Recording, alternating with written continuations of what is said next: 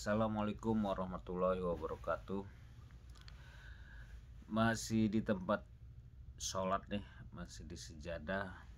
Saya tadi buka-buka inbox saya di WA, di YouTube, dan lain-lain, di Facebook. Ada yang saya jawab langsung, ada yang saya coba jawab melalui konten ya. Jadi saya jawab langsung, semoga dapat mengerti, semoga jawabannya dapat membuat lega perasaan. Mumpung masih di atas sejadah, saya doakan yang nonton semua YouTube saya, yang nonton semua kelas hukum Tony Sastrajaya, saya doakan selalu diberi kesehatan, umur panjang, selalu dapat berbuat, berkarya, bermanfaat untuk orang banyak. Amin ya robbal alamin. Hari ini 1 Juni 2020, hari kesaktian Pancasila. Mohon doanya, ini hari kelahiranku juga. Saya Tony Sastrajaya, anggota DPRD Kabupaten Lampung Tengah, fraksi Demokrat. Ada yang bertanya, Pak, bagaimana hukumnya pinjol pinjaman online. Pinjaman online itu meresahkan. Saya nggak minjem tapi diteleponin. Saya juga merasakan ada orang pakai nama saya, pakai nomor handphone saya, ditelepon, Pak, Bapak kenal dengan ini, Pak, Bapak saudaranya ini. Pertanyaannya, iya, saudara saya. Kenapa? Bahwa dia pinjam uang. Loh, kok dia pinjam uang handphone saya? Katanya Bapak yang bertanggung jawab. Loh, kok bisa Bapak tanggung jawab? Bapak saudaranya. Iya. Loh, kok saya ini telepon? Ya, pinjaman online hukum agama riba. Pinjam berbunga riba, tidak diperbolehkan. Jadi haram. Suratnya Al-Baqarah kalau tidak salah. Ya, pokoknya yang saya tahu, yang saya pernah dengar, menurut hukum agama haram, tidak diperbolehkan. Bagaimana hukum negara Indonesia? Pinjaman seperti itu kalau tidak membayar tidak ada pidana. Tidak ada pidana, namanya pinjaman. Tidak ada pidana. Perdatanya gimana? Kalau perdatanya yang jelas berbunga. Ada bunganya. Permasalahan lagi malu sudah pasti kalau kita meminjam itu malu. Terus berbunga, nama kita bisa di blacklist loh. Yang pinjam bisa di blacklist. Kenapa di blacklist? Karena akan dilaporkan di OJK dan lain-lain. Kita mau pinjam kemana-mana dipersulit dan tidak bisa. Bank tidak akan mau pinjamin kalau nama peminjam itu blacklistnya karena ada pinjaman, ada sangkutan di orang lain. Kalau pidananya tidak ada, karena pinjaman itu juga nggak jelas. Masa jangan dengan KTP saja langsung, bisa saja KTP itu dibohong dan sebagainya.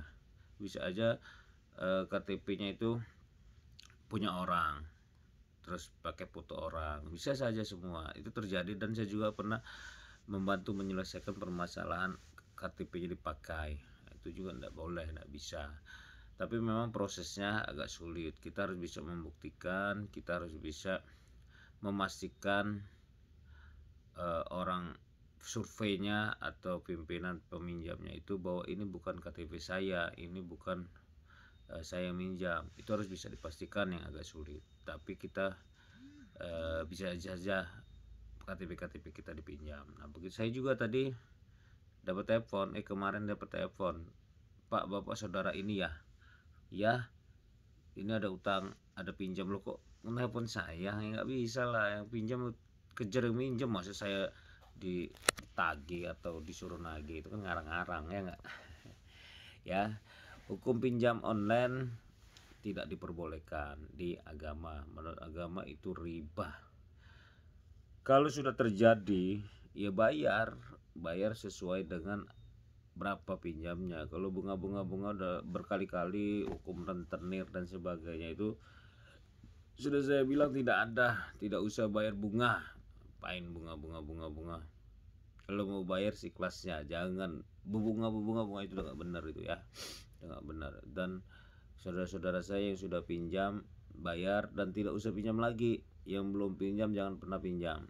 Dan saudara-saudara saya yang kerja di pinjaman yang berbunga atau rentenir, buang jauh-jauh atau keluarlah dari situ, cari pekerjaan lain, buat usaha lain ya, dengan imajinasi sendiri, dengan karya sendiri, buat usaha sendiri itu lebih baik.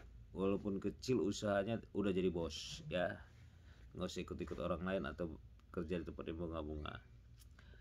Semoga bermanfaat ya konten-konten saya masalah pinjol tadi. Pinjaman online tidak ada pidananya, nggak usah takut, bayar sesuai dengan pinjamannya saja. Kalau ada bunga tidak bisa lebih dari standar Bank Indonesia, tidak bisa setiap hari berbunga, nggak ada setiap hari bunga. Orang bunga yang beneran aja tidak bisa setiap hari berbunga. Udah sekali berbunga, apabila sudah diambil bunganya ya nanti mungkin tahun depan baru ada bunga lagi, nggak ada setiap hari berbunga ya. Pidananya tidak ada, perdata iya, perdata jelas, itu namanya pinjaman itu perdata. Kalau memang dia tidak bisa bayar ya gugat, orangnya suruh gugat ya, pemberi pinjaman suruh gugat kepada peminjam.